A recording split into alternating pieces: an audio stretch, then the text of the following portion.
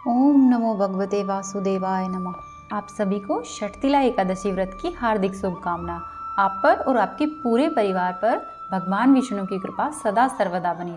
षठतिला एकादशी व्रत में तिल का 6 प्रकार से प्रयोग किया जाता है। ऐसा करने से व्यक्ति सभी प्रकार के पापों से मुक्ति पाता है।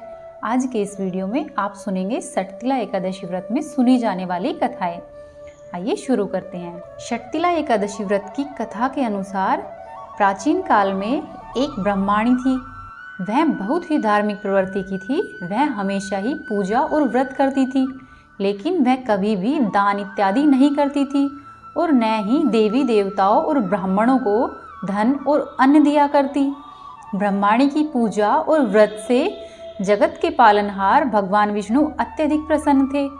उन्होंने सोचा कि ब्रह्माणी ने पूजा और व्रत से अपने शरीर को तो शुद्ध कर लिया है, ऐसे में उसको वैकुंठ लोक अवश्य ही प्राप्त हो जाएगा। लेकिन इसने कभी भी अपने जीवन में कोई भी दान पुण्य नहीं किया है, तो इसीलिए इसके वैकुंठ में भोजन का क्या होगा। भगवान विष्णु इन सब बातों को सोचकर एक भिक्षुक का रूप धारण करके ब्रह्माणी के पास गए और ब्रह्माणी से भिक्षा मांगी। भगवान विष्णु के भेष में साधु को ब्रह्माणी ने भिक्षा में एक मिट्टी का ढेला दे दिया। भगवान विष्णु उस मिट्टी के ढेले को लेकर वैकुंठ लोक में आ गए। कुछ समय के पश्चात ब्रह्माणी का देहांत हो गया और जब वह वैकुंठ लोक में आई तो ब्रह्माणी को भिक्षा में मिट्टी देने की वजह से उसको वैकुंठ में भी एक मिट्टी का महल प्राप्त हुआ, लेकिन उसके घर में अन्न धन इत्यादि कोई भी सुविधा नहीं थी।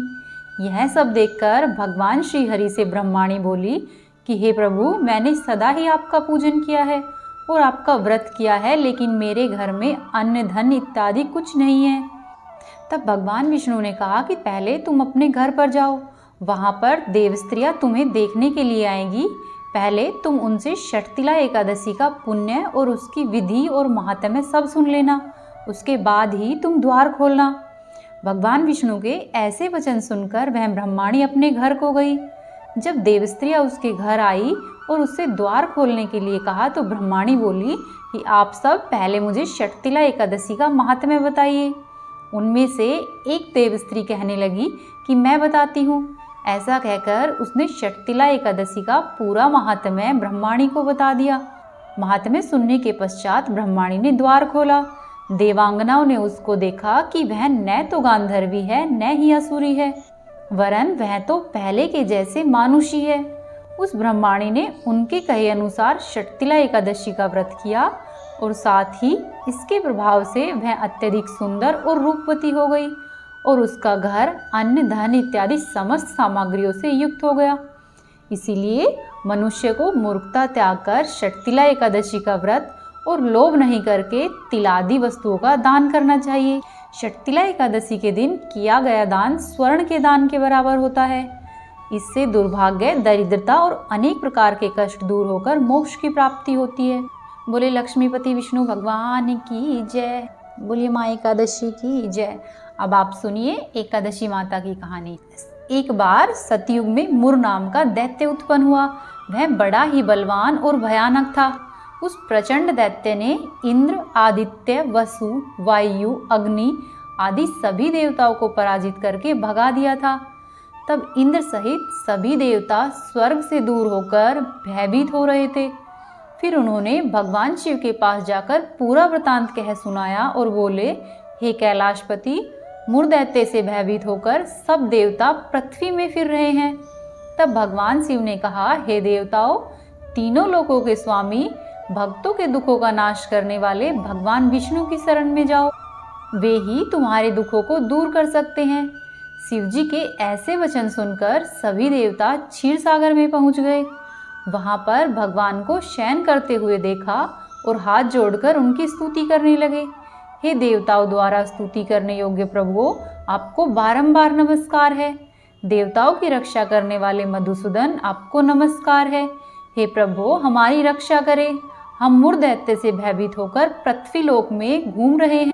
हे प्रभु, आप इस संसार के कर्ता धर्ता, माता पिता, उत्पत्ति और पालन करता और साथ ही संहार करने वाले हैं। हे भगवान, दैत्यों ने सभी देवताओं को जीतकर स्वर्ग से भगा दिया है और हम सब देवता इधर उधर फिर रहे हैं। आप उस दैत्य से हम सब की रक्षा करें। इंद्र के ऐसे वचन सुनकर भगवान विष्णु कहने लगा कि हे इंद्र, ऐसा मायावी दैत्य कौन है जिसने सब देवताओं को जीत लिया है, और उसका नाम क्या है? उसमें कितना बल है और किसके आश्रय में है, तथा उसका स्थान कहाँ है, यह सब मुझसे कहो।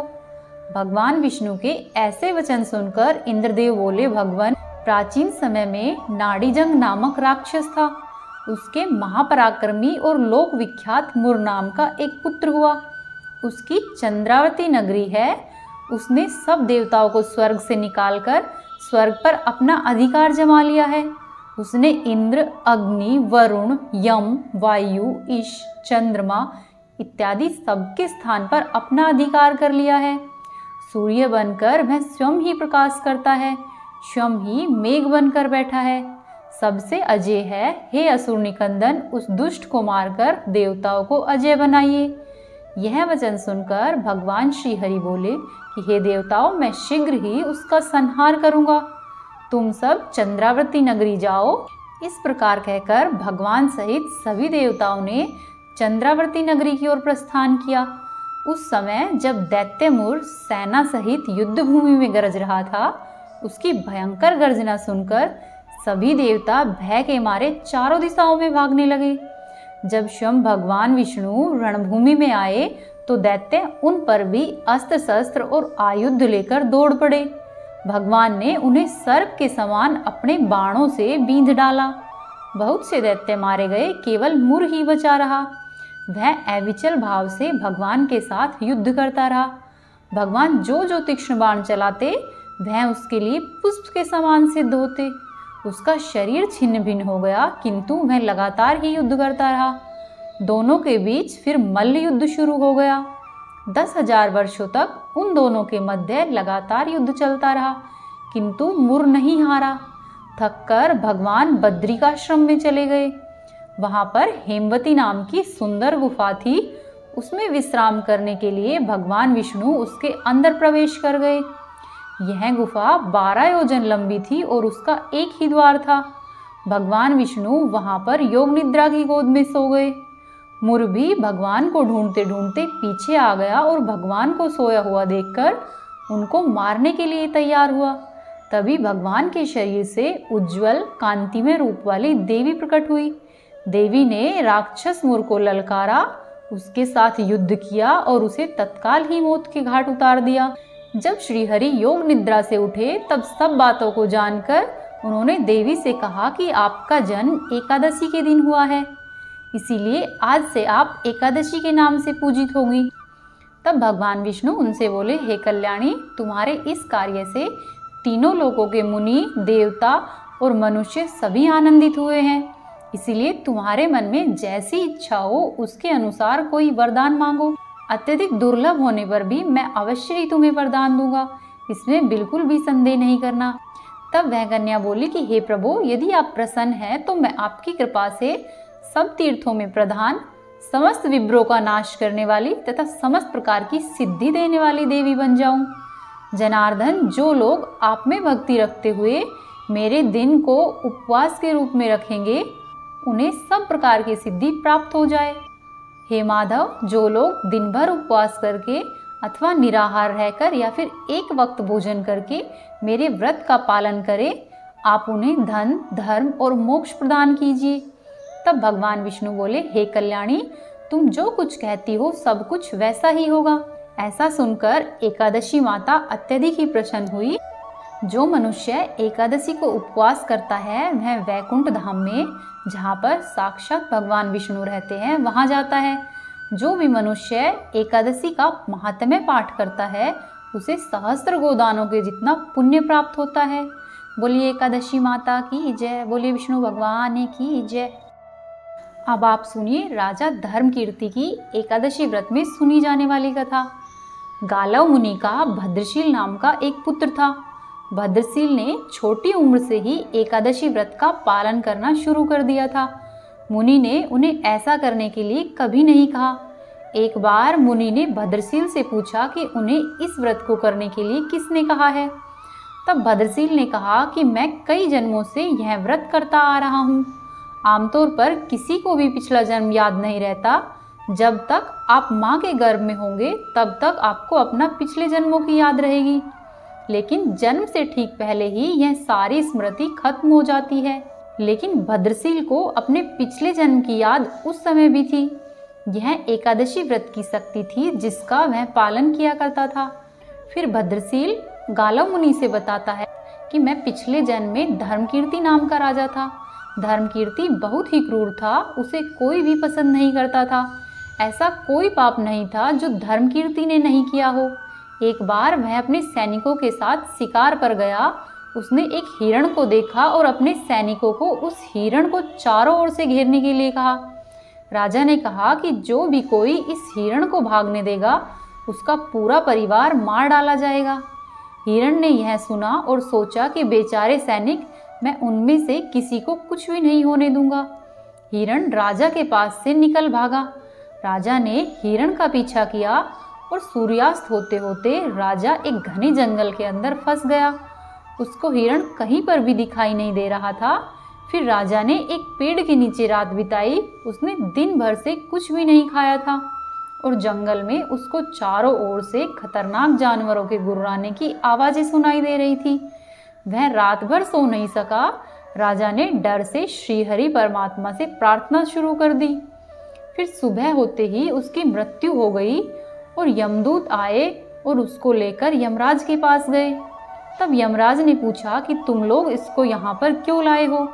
इनका स्थान वैकुंठ में है, भगवान श्री विष्णु की बगल में है। तब यमदूत बोले, लेकिन राजन यह तो महापापी है।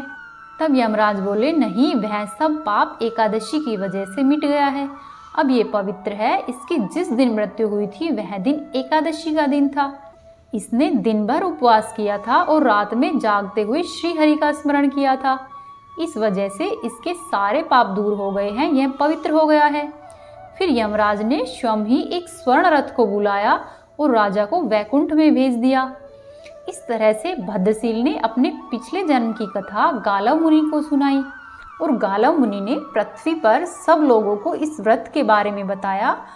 बोले विष्णु भगवान की जय, बोले एकादशी माता की जय। अब आप सुनिए एक राजा और उसकी बेटियों की कहानी। एक बार एक राज्य में एक राजा रहा करता था। राजा बहुत ही बुद्धिमानी और बलशाली था। राजा हमेशा ही अपनी प्रजा का बहुत अच्छे से ध्यान रखता था। प्रजा भी अपने राजा को बहुत पसंद करती थी। राजा की 2 बेटियां थी। राजा अपनी दोनों बेटियों से बहुत प्रेम करता था। राजा की छोटी बेटी दिखने में बहुत सुंदर और आकर्षक थी और राजा की बड़ी बेटी छोटी बेटी के मुकाबले में थोड़ी सी कम सुंदर थी। राजा की छोटी बेटी ग्यारस माता की पूजा किया करती थी और सभी लोग राजा की छोटी बेटी से बहुत प्रेम करते थे। उसकी बहुत ही प्रशंसा किया करते क्योंकि उसका स्वभाव बहुत ही विनम्र था और वह सबका आदर सत्कार करती थी। राजा भी अपनी छोटी बेटी को बड़ी बेटी से अधिक प्रेम करता था क्योंकि उसका स्वभाव बड़ी बेटी की तुलना में बहुत अच्छा था, जिस कारण राजा की बड़ी बेटी को अपनी छोटी बहन से बहुत ही नफरत होने लगी। राजा की दोनों बेटियां जब बड़ी हो गई तब एक पड़ोसी राज्य में रहने वाला राजकुमार राजा की बड़ी बेटी के लिए रिश्ता लेकर आया। लेकिन जैसे ही उस राजकुमार की नज़र राजा की छोटी बेटी पर पड़ी तो वह राजकुमार राजा की छोटी बेटी पर मोहित हो गया और उसे पहली नज़र का प्रेम कर बैठा। उस राजकुमार ने राजा की बड़ी बेटी के साथ विवाह करने से मना कर दिया और उसने राजा से कहा कि मैं आपकी छोटी बेटी से विवाह करना चाहता हूँ। जिसके बाद राजा की बड़ी बेटी यह देखकर अपनी छोटी बहन से बहुत अधिक क्रोधित हो गई और राजा की बड़ी बेटी ने अपनी छोटी बहन को अपना दुश्मन मान लिया। राजा की बड़ी बेटी ने अपनी छोटी बहन से बदला लेने का निर्णय किया। फिर राजा की बड़ी बेटी ने अपनी छोटी बहन को जान से मारने का सोचा। राजा की बड़ी बेटी ने छोटी बहन को मारने के लिए सबसे पहले एक लड्डू में जहर मिलाकर अपनी छोटी बहन को दे दिया और उसको लड्डू खाने के लिए कहा। लेकिन लड्डू खाने के बाद भी छोटी बहन को एकादशी माता की कृपा से कुछ नहीं हुआ।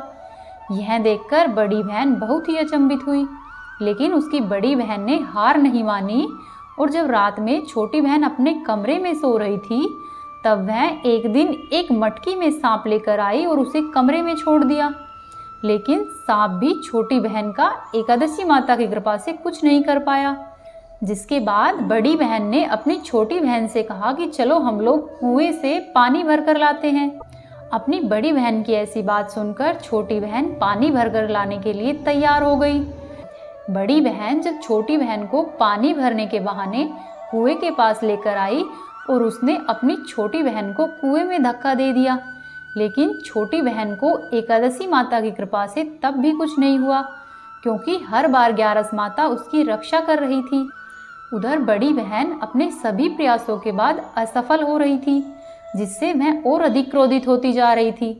फिर उसने अपनी छोटी बहन के पास जाकर उससे खुद ही पूछ लिया कि मेरी छोटी बहन, तुमको पता है भगवान ने सबकी मृत्यु एक निश्चित समय पर लिखी है, और तुम्हारी मृत्यु कैसे होगी क्या तुम यह जानती हो? तब छोटी बहन बोली कि हाँ, मैं तो जानती हूँ कि मेरी मृत्यु कैसे होगी। छोटी बहन से यह सुनकर बड़ी बहन बहुत ही प्रसन्न हुई और कहने लगी कि तुम मुझे बताओ तुम्हारी मृत्यु का राज क्या है। तब छोटी बहन ने अपनी बड़ी बहन से कहा कि मेरी मृत्यु तो एक तोते में है। जो तोते के गले में एक हार है, उससे मेरी मृत्यु होगी। जब तक कोई भी व्यक्ति तोते को मारकर वह हार अपने गले में पहनेगा तो मैं मूर्छित हो जाऊंगी, और जैसे ही उस हार को वह अपने गले से उतार देगा मैं वापस ही जीवित हो जाऊंगी। अपनी छोटी बहन की मृत्यु का राज जानकर बड़ी बहन बहुत ही खुश हुई। उसने अपनी छोटी बहन को मारने के लिए उसके पालतू तोते को ढूंढना शुरू कर दिया, और वहीं छोटी बहन को इस बात का आभास हो गया कि कोई उसकी जान लेना चाहता है, जिसके लिए वह अपने पिताजी के पास गई और उसने अपने पिताजी से कहा कि पिताजी, मेरी मृत्यु के बाद आप मुझे जलाइएगा मत, बल्कि आप मुझे अपनी पुरानी वाली हवेली में एक पलंग पर लिटा कर छोड़ दीजिए। अपनी छोटी लड़की की यह बात सुनकर राजा बहुत ही अचंभित हुआ। राजा ने अपनी छोटी बेटी से पूछा कि तुम यह क्या कह रही हो? तब राजा की छोटी बेटी ने बताया कि पिताजी, समय किसी के लिए भी नहीं रुका है, कब और क्या हो जाए किसी को कुछ नहीं पता है। और फिर राजा ने अपनी छोटी बेटी से कहा कि तुम ऐसी बातें क्यों कर रही हो? 2-3 दिन में तो तुम्हारा विवाह है। लेकिन छोटी बेटी ने अपने पिताजी को ऐसा करने के लिए मजबूर किया और राजा से वचन ले लिया। राजा ने भी अपनी छोटी बेटी की बात को स्वीकार कर लिया, और 2-3 दिन बाद जब शादी का समय आया तब राजकुमार बारात लेकर राजा के घर आया, और राजकुमार और राजा की छोटी बेटी का विवाह शुरू हो गया।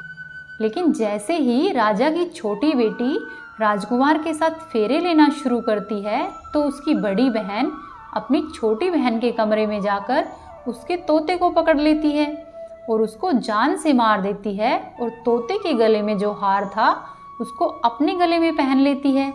जैसे ही बड़ी बहन उस हार को अपने गले में पहनती है तो उधर छोटी बहन 3.5 ही फेरे ले पाती है और वहीं पर बेहोश होकर गिर जाती है। जिसके बाद राजा ने बड़े बड़े हकीमों को बुलवाया और अपनी छोटी बेटी का इलाज करने के लिए कहा। राजा की बात सुनकर वैद्य ने छोटी बेटी को जब ठीक से चेक किया तो राजा को बताया कि आपकी बेटी ना तो जीवित है और ना ही मरी हुई है। यह मैं पहली बार देख रहा हूँ। राजा ने वैद्य और हकीम को यह बात बाहर बताने से मना कर दिया और उनको कहा कि अगर तुमने यह बात किसी को बताई तो हम तुम्हें फांसी दे देंगे। राजा ने फिर अपनी छोटी बेटी को पुराने महल में ले जाकर एक पलंग पर लेटा दिया और वहां पर कुछ सैनिकों को तैनात कर दिया, और राजा वापस अपने महल पर आ गया। राजा की बड़ी बेटी अपने पिताजी के पास आई और कहने लगी कि पिताजी, अगर यह शादी संपन्न नहीं हुई तो आपकी इज्जत का क्या होगा? आप कहे तो मैं आपकी इज्जत बचाने के लिए राजकुमार से शादी करने को तैयार हूँ। जिसके बाद राजा ने अपनी बड़ी बेटी की बात मान ली और राजा ने बड़ी बेटी को छोटी बेटी के कपड़े पहनाकर मंडप में भेज दिया। लेकिन राजकुमार उसे पहचान गया कि यह राजा की छोटी बेटी नहीं बल्कि बड़ी बेटी है, और राजकुमार ने शादी करने से मना कर दिया। तो सभी लोगों ने राजकुमार को विवश करके राजा की बड़ी बेटी से उसका विवाह संपन्न करा दिया। जिसके बाद राजकुमार राजा की बड़ी बेटी को अपने महल में ले गया। राजकुमार राजा की बड़ी बेटी से न तो बात करता था और न ही उसे पसंद करता था और ना ही उसके आसपास भटकता था। और राजकुमार ने यह फैसला लिया कि वह अपनी प्रेमिका को ढूंढ कर ही रहेगा और यह जानकर ही रहेगा कि उसके साथ आखिर ऐसा क्या हुआ था। एक दिन राजकुमार अपने घोड़े पर सवार होकर राजा के पुराने महल के पास पहुंच गया, जहां पर उसने कुछ सैनिकों को देखा। महल के पास पहुंचकर राजकुमार ने जब महल को ध्यान से देखा तो वह समझ गया कि यह तो हमारे ससुर जी का महल है। तब राजकुमार ने सैनिकों से पूछा कि तुम लोग यहाँ पर क्या कर रहे हो और इस महल के अंदर उस पलंग पर कौन लेटा है।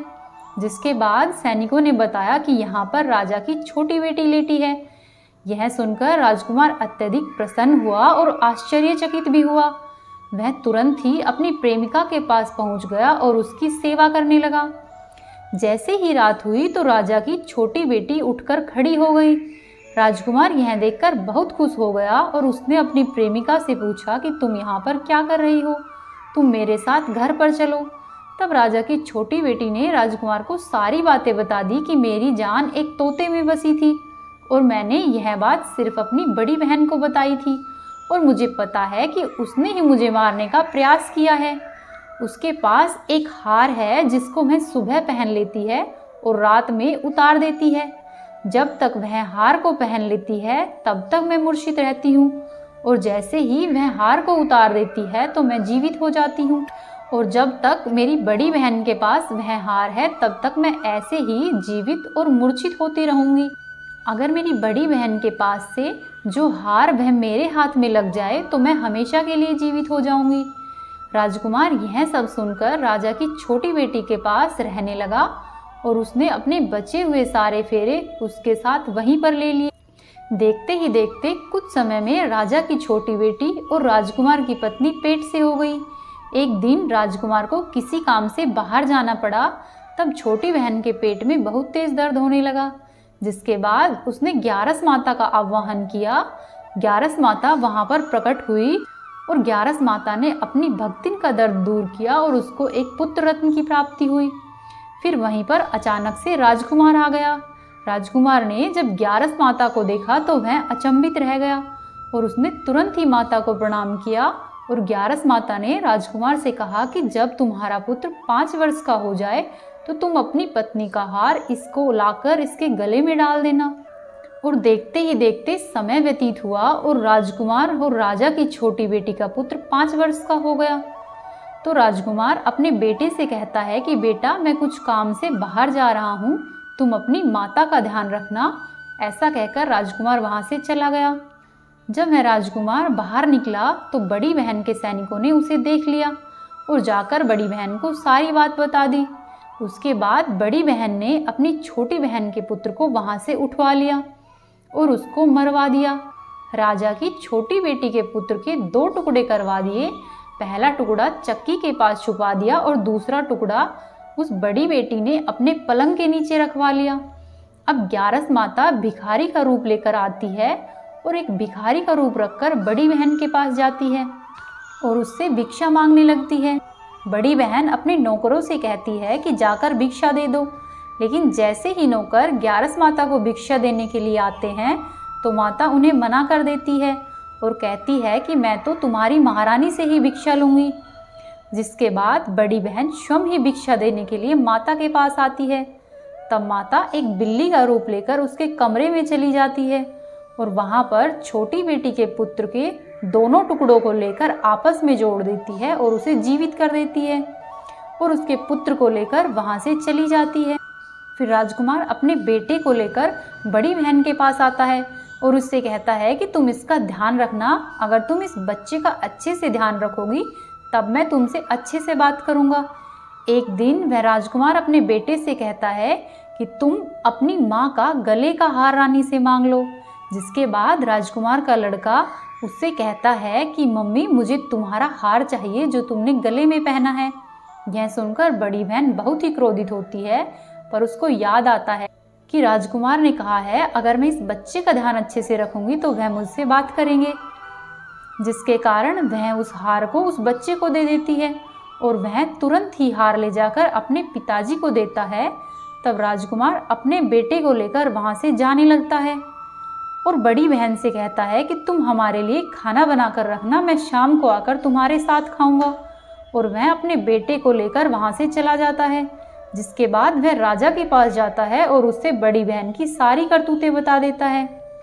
राजा अपनी बड़ी बेटी की यह करतूत सुनकर बहुत ही क्रोधित होता है और अपनी परवरिश पर ही दोष देने लगता है। राजकुमार को अपनी छोटी बेटी के साथ रहने के लिए आदेश देता है और फिर राजकुमार अपने पुत्र और छोटी बेटी के साथ सुखपूर्वक रहने लग जाता है। इस तरह से एकादशी माता की कृपा से उसका परिवार बहुत ही खुशहाल और सुखपूर्वक रहता है। बोलिए माँ एकादशी की जय, बोलिए विष्णु भगवान की जय। उम्मीद है आपको आज की कथाएं पसंद आई होगी। वीडियो अच्छी लगी तो वीडियो को लाइक करें, चैनल को सब्सक्राइब करें और वीडियो को अवश्य ही शेयर करें।